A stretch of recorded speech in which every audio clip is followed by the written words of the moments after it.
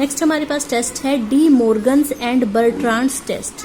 Statement है if summation A N is a series of positive terms such that limit N tends to infinity N into A N by A N plus one minus one into log n is equal to L, then for L greater than one series convergent होगी और L less than one के लिए series divergent होगी। तो proof में हमने कहा let L greater than one, diagrammatically ये हो गया वन एल, इसके बीच में हमने कोई नंबर ले लिया p, ठीक है। तो एल ग्रेटर है p से, p ग्रेटर है वन से। फिर हमने बी एन क्या ली है 1 बाई एन log n की power p, therefore summation B N is a convergent series. ये हम ऑलरेडी कर चुके हैं कि अगर p ग्रेटर देन वन हो और बी एन ये हो तो समेशन बी एन क्या होती है, कन्वर्जेंट।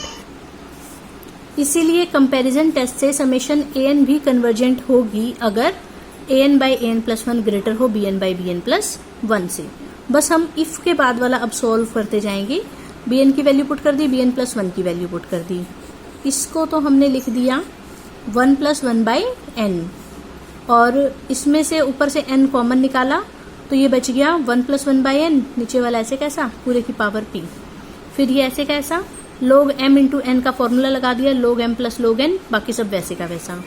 फिर ये ऐसे कैसा log n ऐसे कैसा, log 1 प्लस एक्स का फॉर्मूला खोल दिया, बचा हुआ सब वैसे का वैसा। फिर ये एज इट इज है, ठीक है।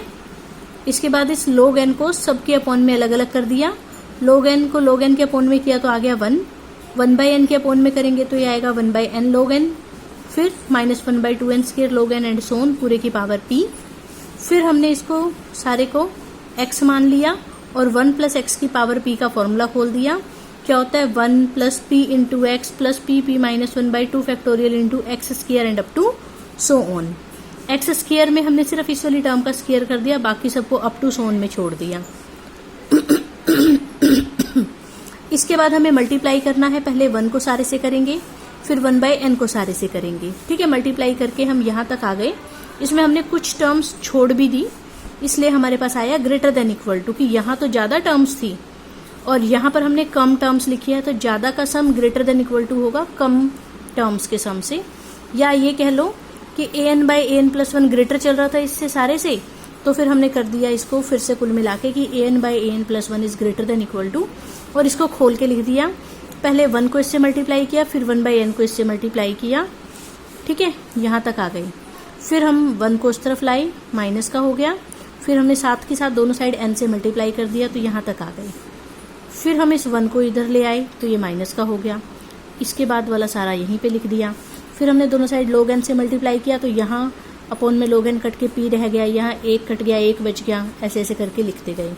फिर हमने दोनों साइड लिमिट लगा दी, something by infinity 0, something by infinity 0, बचा क्या खाली p, और इसकी वैल्यू क्वेश्चन में हमें कितनी दे रखी थी l, तो if l is greater then p, लेकिन वो तो हम लेकर ही चले थे कि l बड़ा है p से, तो summation A N is convergent if this, और इफ के बाद वाला इस सॉल्व होता जा रहा था, तो if l is greater then p तो समेशन ए एन कन्वर्जेंट हो जाएगी, और वो तो हम लेकर ही चले थे कि l बड़ा है p से, इसीलिए summation A N is convergent, ठीक है। और l लेस देन 1 का केस भी इसी तरह से हो जाएगा।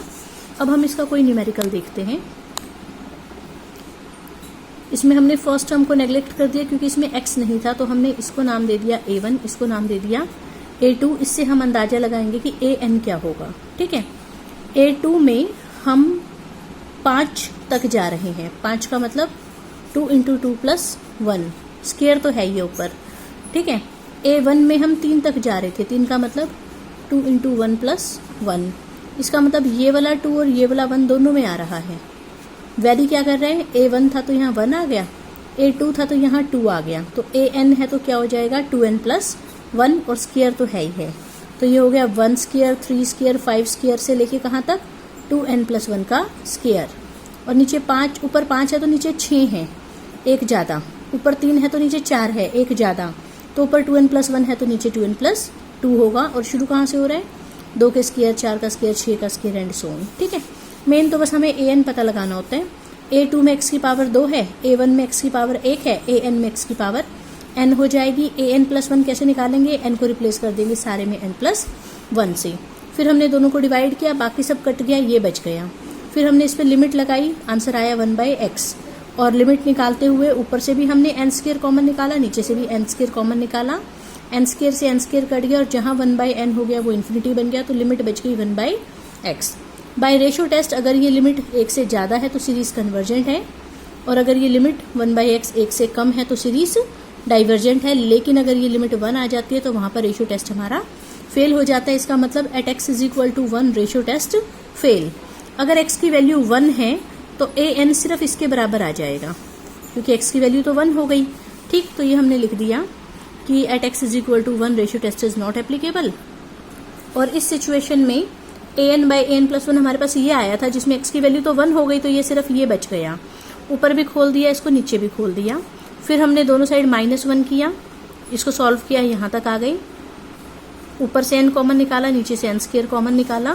फिर हमने दोनों साइड n से मल्टीप्लाई किया, तो फिर हम यहाँ तक आ गए। फिर हमने इसके ऊपर लिमिट लगाई, आंसर आया 1।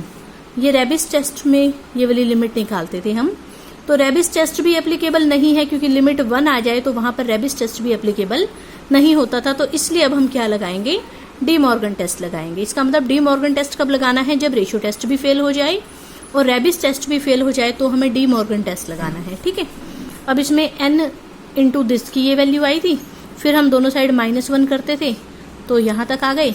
फिर हम दोनों साइड log n से मल्टीप्लाई करते थे तो यहाँ तक आ गए, और फिर हम दोनों साइड लिमिट लगाते थे। ठीक है, लिमिट लगा के आंसर हमारे पास आया 0, जो कि 1 से कम है, और 1 से कम के लिए सीरीज हमारी डाइवर्जेंट होती थी। ठीक है, सो डी मॉर्गन टेस्ट हमें कब लगाना है, सबसे पहले हम किसी क्वेश्चन पे क्या लगाएंगे, रेशियो टेस्ट।